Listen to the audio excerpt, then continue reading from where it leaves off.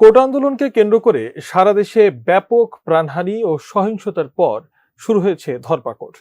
এই আন্দোলনকে সমর্থন জানিয়ে গত শুক্রবার রাজপথে নেমেছিল ইসলামী আন্দোলন বাংলাদেশ। তাহলে এই নরপিশাচ, তুই আমার সন্তানদের বুকে কেন গুলি করলি?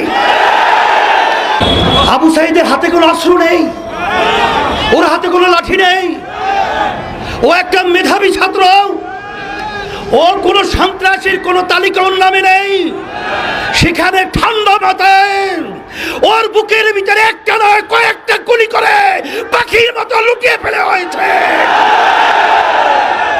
আর সেটা আমরা বসে বসে দেখব, আর সেটা আমরা সহ্য করব? এটা হতে পারে না, হতে দেওয়া যায় না।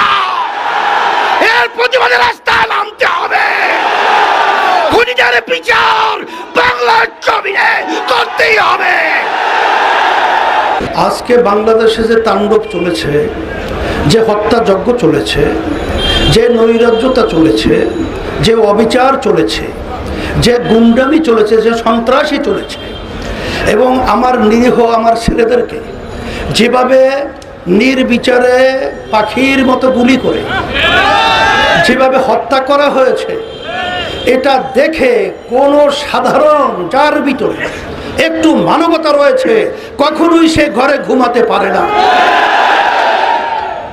তারই অংশ হিসেবে আজকে আমরা রাজপথে এসেছি। আজকে আমার ছেলেদেরকে, আমার মেয়েদেরকে আজকে ওরা নির্বিচারে পাখির মতো গুলি করে হত্যা করবে।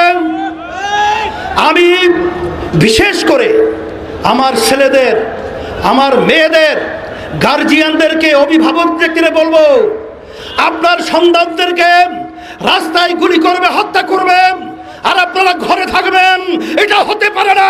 আপনারা আসেন, আমরা আমাদের সাথে আছি ইনশাআল্লাহ। সাথে সাথে আজকে কোন দেশে আমরা বসবাস করছি? আজকে আশ্চর্য, একটা ছেলে আবু সাঈদ,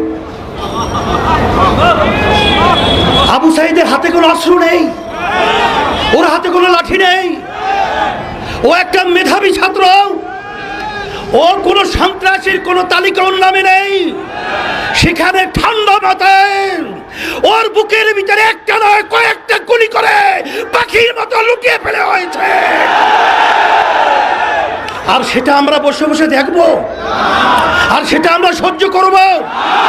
এটা হতে পারে না, হতে দেওয়া যায় না। এর প্রতিবাদে রাস্তায় নামতে হবে।